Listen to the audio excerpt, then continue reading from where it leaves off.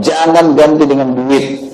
Kalau kita nilai 2,5 kilo beras itu misalnya 30.000, kita kasih Indonesia 30.000, itu nggak ada dalilnya.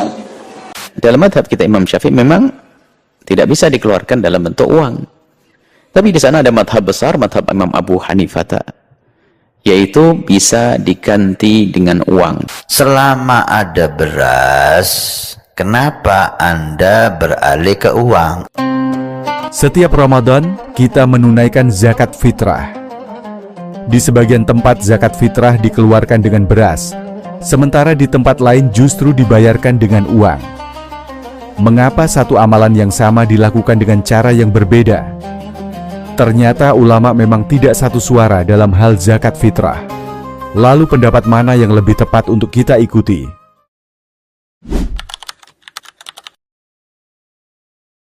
Bagaimana aturan zakat fitrah sesuai dengan sunnah? 2,5 kilo beras, makanan pokok tentunya. Makanan pokok, jangan ganti dengan duit. Kecuali duit itu kita kasih ke masjid, kasih ke lembaga, nanti dibeliin beras, makanan pokok dibagi boleh. Tapi kalau kita nilai 2,5 kilo beras itu misalnya 30.000, kita kasih Indonesia 30.000, itu nggak ada dalilnya. Karena fitrah itu jelas makanan pokok dalam hadis dikatakan. Orang kalau biasa kurma ya kurma, gandum ya gandum, ya beras ya beras. Antum mau kasih uang, sedekah. Lain lagi itu, jangan zakat fitrah. Lain, fitrah itu memang makanan pokok. Jadi jangan diganti teman-teman sekalian. Dalam madhab kita Imam Syafi'i memang tidak bisa dikeluarkan dalam bentuk uang. Tapi di sana ada madhab besar, madhab Imam Abu Hanifah, yaitu bisa diganti dengan uang. Dan itu juga yang diambil oleh Imam Romli ayah. Ada Romli anak, Romli ayah. Berfatwa demikian itu memperkenankan dengan tegas beliau tanpa pakai syarat, langsung boleh diganti dengan dirham atau dinar atau uang. Maka apalagi kasus ini, karena kami mendengar juga kalau beras kayaknya ribet nanti pembagiannya, bagi-baginya seperti apa, gimana kalau diganti dengan uang? Dalam keadaan normal pun boleh kita ganti uang. Mungkin mana yang lebih tepat, yang lebih nyaman bagi sang fakir itu sendiri. Bahkan bisa jadi di hari ini sangat lebih perlu kepada yang namanya uang daripada beras, karena beras mungkin sudah ada tapi lauk belum ada. Karena ini pendapat imam besar madhab Syafi'i Malik Hanafi, maka nggak usah ragu jika ingin menggunakannya, ikutlah madhab Hanafi. Adapun sebagian yang mendiskusikan tentang kalau taklidnya itu kan bagaimana, taklidnya kan harus ikut hitungan takarannya madhab Hanafi. Sudahlah, ulama sudah menjelaskan, ikutlah saja langsung ukurannya madhab Syafi'i. Kemudian diganti dengan uang. Jadi sudahlah, para asatid mohon dipermudahlah, apalagi zaman ini, agar pembagian tidak terlalu ribet, tidak menghindari kerumunan. Cukup saja dibungkus dengan uang senilai beras 2,5 kilo, kemudian kita berikan dengan cara apa saja. Karena Nabi SAW dengan jelas mengatakan so'un min sa'ir, satu sok dari sa'ir gandum, karena mereka makannya gandum. Jelas hadisnya. Tentang pendapat yang memperbolehkan uang, itu pendapat Abu Hanifah, itu pun bukan muktamad di Abu Hanifah. Pendapat juga di mata Abu Hanifah.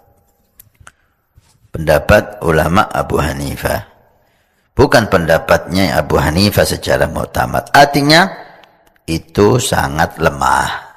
Yang baik bagaimana? Yang baik menurut saya, selama ada beras, kenapa Anda beralih ke uang? Itu saya nggak habis pikir.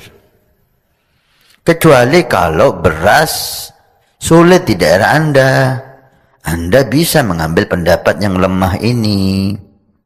Anda memilih uang itu alasannya apa? Nggak ada beras? Atau ada hadis yang lain? Nggak ada. Sebagian beralasan uang itu lebih bermanfaat, Habib, bagi orang. Dengan uang orang bisa beli beras, bisa beli yang lain. Kalau itu salah Anda. Uang lebih manfaat itu mulai zaman Nabi. Mulai zaman Nabi uang itu bisa berlebih manfaat. Bukan hanya zaman sekarang uang itu lebih manfaat. Kenapa kok Nabi tetap mengatakan so'an min syair? Itu alasan bagi saya nggak bisa diterima. Karena uang lebih manfaat di setiap zaman. Uang itu lebih manfaat. Zaman Nabi pun. Maka cari alasan yang lain untuk kita membolehkan. Kenapa? Kecuali nggak ada beras. Monggo. Kalau ada beras, saya tidak habis pikir kenapa beralih ke uang. Dalam masalah zakat fitrah, para ulama memang memiliki beberapa pendapat. Perbedaan seperti ini bukan hal baru dalam fikih Islam, dan masing-masing pendapat memiliki dasar yang mereka pegang. Karena itu, yang terpenting bukan sekadar mengetahui perbedaannya, tetapi memahami alasan di baliknya, lalu mengamalkannya dengan penuh kesadaran. Orang infak di jalan Allah. Infak itu, ini yang perlu saya luruskan, tidak harus menggunakan uang. Infak itu pemberian bersifat materi. Makanan itu infak. Pakaian itu infak. Buah-buahan itu infak. Silahkan berbagi. Walaupun nggak ada uang, bisa kita gunakan dengan yang lain. Cek, kalau antum main ke Auckland, ke New Zealand. Ya, di situ ada donation itu bukan cuma dengan uang. Food, kadang mereka kasih dengan makanan. Ada yang nyimpen ciki, kotaknya di situ. Di kotak infak itu, kotak dalamnya ada ciki, ada beras, dan macam-macam. Sampingnya ada yang uang. Cuman mesti dilihat dulu bagaimana bentuk kotaknya. Ya, kalau kotaknya belahan kecil, itu pasti uang, bukan beras. Oh, ini beras nih, dibuka dulu karungnya, diginikan, tidak, bukan. Silakan bebas. Ya, dan itu nilainya tinggi. Kadang-kadang antum lupa di majelis ilmu ada snacknya, walaupun cuma kurma dapat 2, bagi 1 dengan teman. Air misalnya tidak harus semua oleh antum. Bagi, begitu antum bagi langsung dituliskan 700 kali lipat paling minimal. Demi Allah saya katakan paling minimal 700 kali lipat. Makanya zaman Nabi itu ada satu keluarga yang berlomba tuh mendekatkan diri pada infak walaupun dirinya kekurangan. Agak aneh itu cara berpikirnya. Ya, jadi kalau dibandingkan manusia sekarang nggak dapat tuh, nggak dapat. Saya mau tanya begini, antum di rumah persediaan, antum punya anak 2, antum dengan istri, 1 suami 1 istri 2 anak. Di rumah ada persediaan makanan untuk 2 anak antum saja. Antum aja nggak makan malam itu, cuma ada anak 2. Untuk mereka kalau nggak makan mereka bisa nahan lapar semalaman. Tiba-tiba antum ditawarkan oleh seseorang, ada tamu nih, mau nggak dijamu di rumah? Bisa nggak? Pertanyaan saya, kalau ada orang yang datang seperti itu ke tempat antum, Mas, ini ada tamu, saya nggak bisa jamu, bisa nggak antum jamu? Di rumah antum cuman ada makanan untuk anak-anak, antum pun nggak bisa makan. Pertanyaan saya, dijamu nggak teman itu? Kenapa diam? Wahai ahli surga, kenapa diam? Lihat cara berpikirnya. Kalau cara berpikir kita hanya ke makanan saja, maka kita katakan, Ustaz, anak saya aja dapatnya makanan seperti itu, kami pun nggak makan, bagaimana bisa diberikan pada tamu? Tapi cara berpikir Tolhah dan keluarganya agak beda. Begitu Nabi katakan ada tamu, kita datang langsung angkat tangan, duluan ngangkat, padahal yang lain banyak yang punya banyak makanan. Tapi cara berpikirnya, kapan lagi saya dapat 700 lebih? Kapan lagi saya dapat? Diangkat langsung tangannya. Ya Rasulullah, saya. Sebelum yang lain ngangkat, angkat tangannya.